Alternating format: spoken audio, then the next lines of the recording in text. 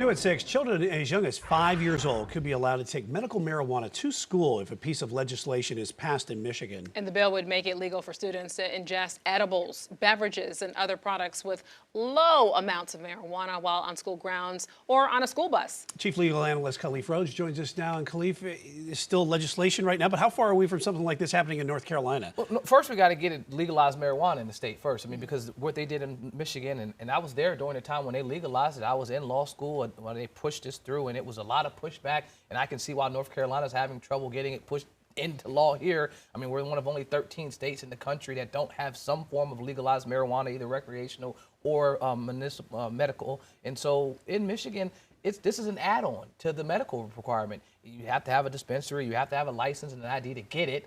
But then for the school portion, it's something that's needed, and that's what they're advocating for. Right now, if a person at those schools need to get the medical marijuana they need, they have to go off campus. They have to get it administered. They have to be taken away from educational purposes, get the dosage, and then come back to school.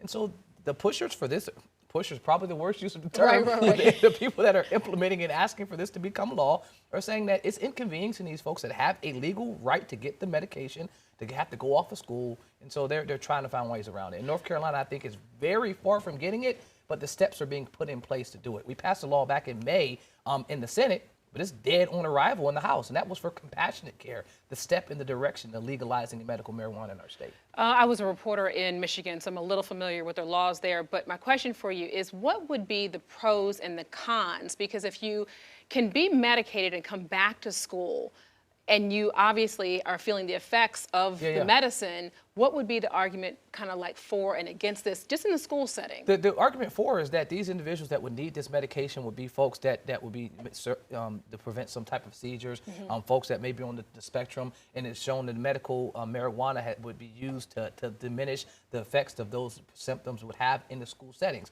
The folks for against would say that, listen, this type of drug, we don't even want it in the school at all. But the fact, I think it would be counterbalanced by being able to say it's administered by a nurse. It's not like they're carrying it in their book bag. It would be in the same location that you have the Tylenols and everything else in the school, and the person that would need it, that would have a prescription to have it, would get access to it by going to the nurse, not having to go off campus and drive and have it administered by a parent or someone else while they're not being able to learn during that process. I think the delay is significant for a first person that needs it.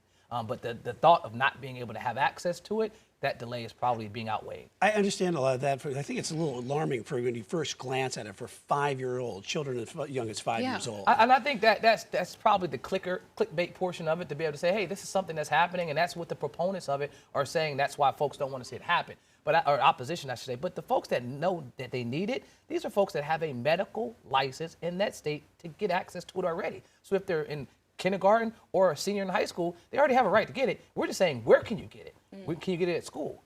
And is the delay, or you not getting it at that time, something that's going to affect you? And right now, they're saying, let's get it in school. Khalif Rhodes, always appreciate your insight. Thank you.